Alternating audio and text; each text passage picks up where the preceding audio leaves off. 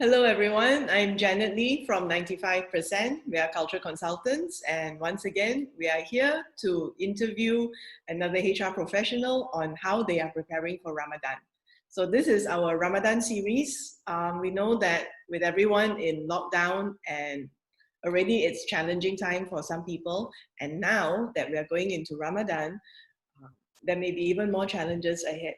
So what we're doing in this interview series is that we've reached out to various people that we've worked with, people that we admire and love, and we just want to hear from them. What are some ideas or insights that they have in helping their teams prepare for Ramadan? So in this session, I have with me Rosmawati Haron. She's the head of HR of Mesiniaga, a really warm and lovely lady that we've had the privilege to work with. So say hello to Rosma. Hi, everyone. Thanks, Rosma, for taking the time to come and join us. Really lovely to see you. Okay, so before we jump into the topic of preparing for Ramadan, would you just share with us how has it been working from home? Working from home for us since the start of MCO has actually been business as usual. So it's just a matter of now replacing face-to-face discussions or phone calls with mainly online meetings and communication over WhatsApp. So we do a lot of online meetings now for everything, internal huddles, external meetings with customers, and it has been a very rapid learning curve for us because MCO also started, quite rapidly. So the team actually was on board of our WebEx platform within, I think, 2-3 days, thanks to our internal systems team. Wow, that's very fast. We were all struggling. Now everyone is a zombie. We're spending so much time on Zoom. Yeah. Have you all been facing any challenges adapting to working from home? Most of the challenge is because of the bandwidth traffic. So everybody is, on Wi-Fi, on the internet, be it for work or watching Netflix.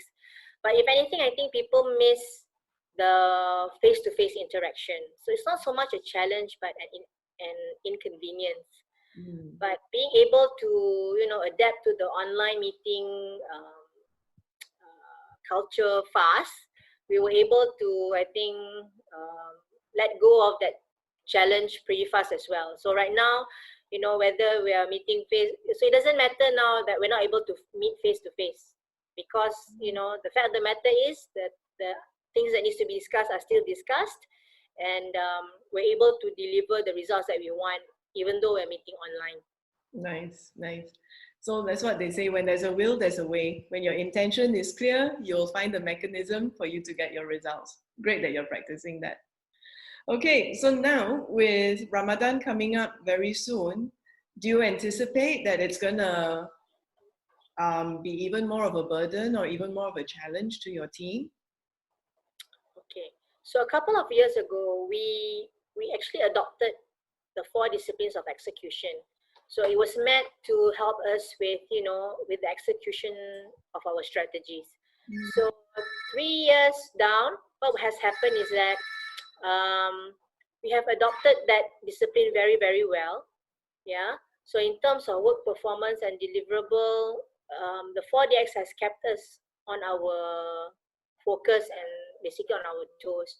So our weekly huddles, our monthly commitments has helped us focus on our work even during the MCO. That's great. Can you tell us a bit more about this 4DX and how do you find that it's able to still keep everyone on track? Okay, so one of the disciplines in 4DX is called cadence of accountability.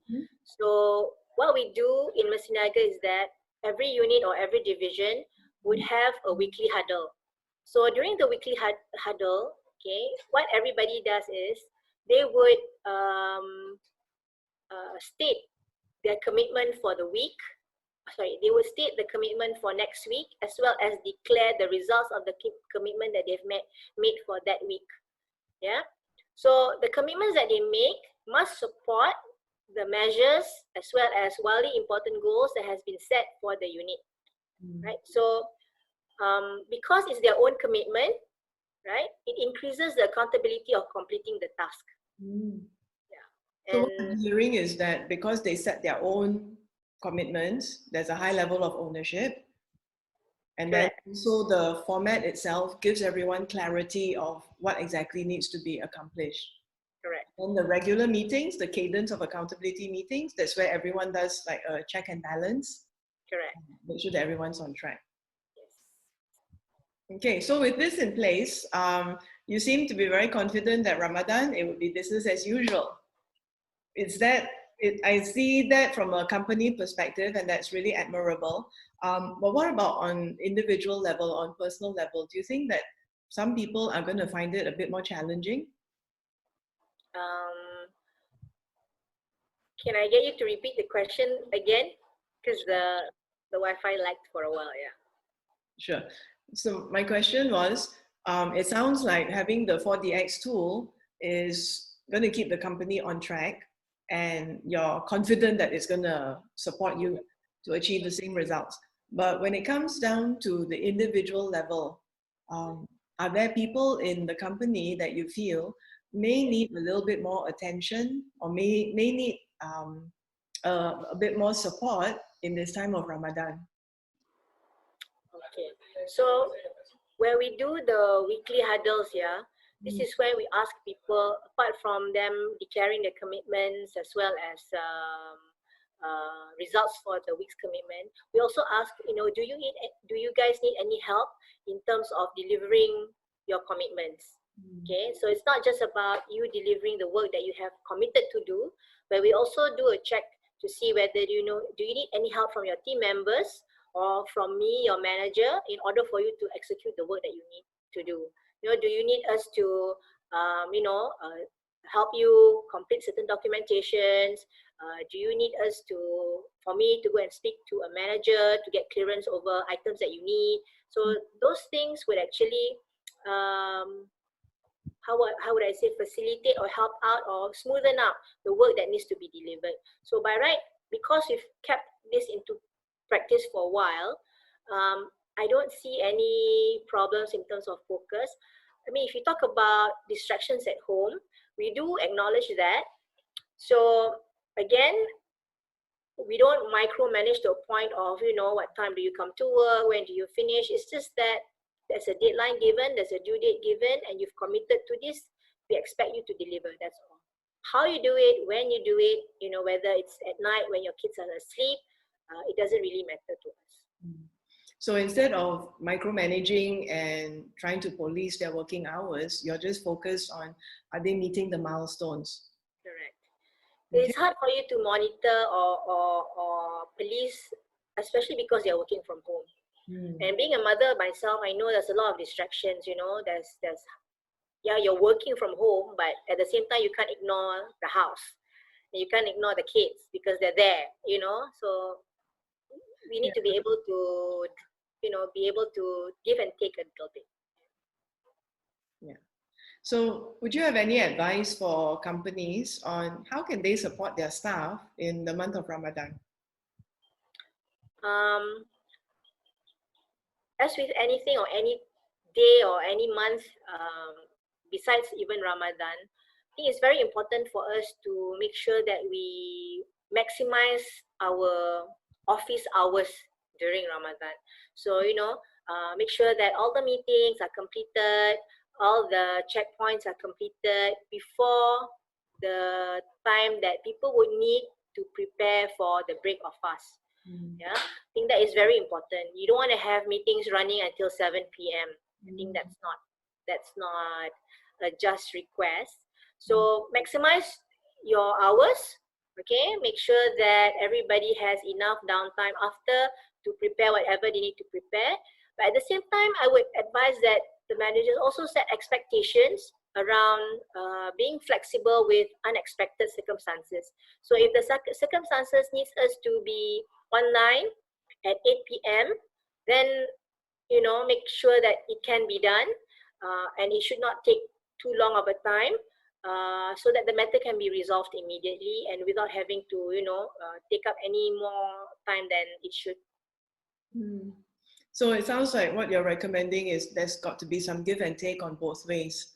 While companies can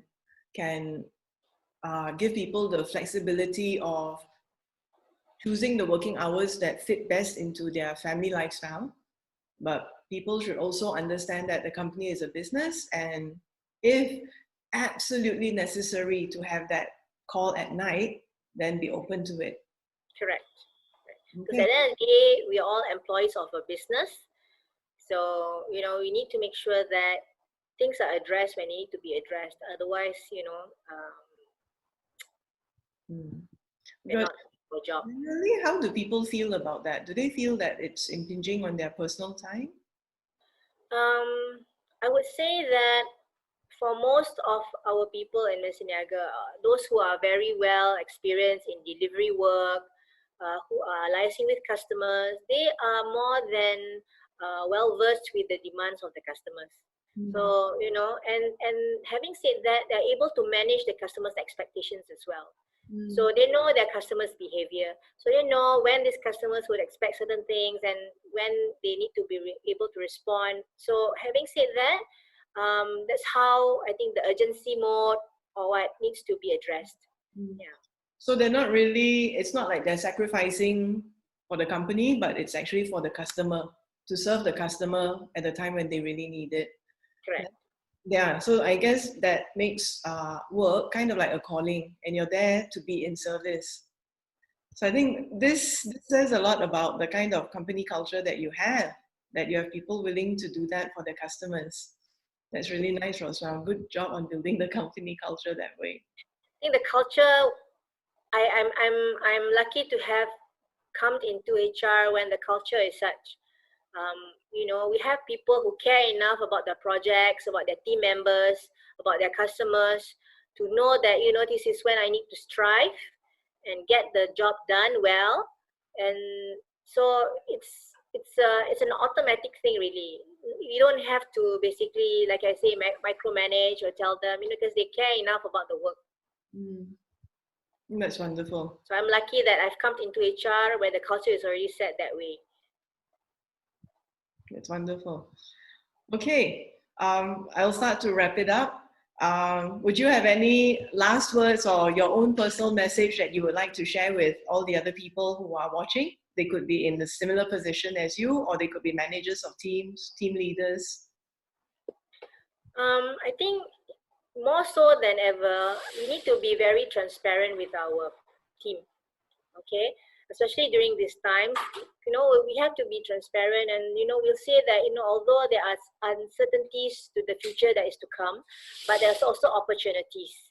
Okay, so as managers, I feel that what we need to do now with our team members is keep them to their focus, keep their morale up, and just get them to focus on that for things to change and for things to be better, their contribution matters.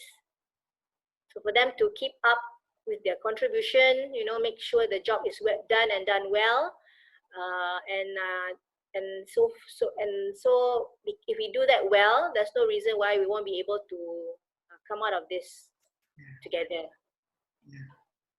And that's what we all like to do: come out of this together, stronger, tighter, smarter, and bit more agile. Because I think whatever comfort zone that we have, it's all being shaken up. Yep, that's true. Okay, and that concludes our session. Thank you so much, Rosma, for taking the trouble to get dressed, dedicate the time to come here and to share with us. And wish you all the very best for the rest of MCO. And also, you have a blessed Ramadan and a wonderful Hari Raya. Thank you for having me. Thank you so much, Janet. You're most welcome. Bye-bye for now.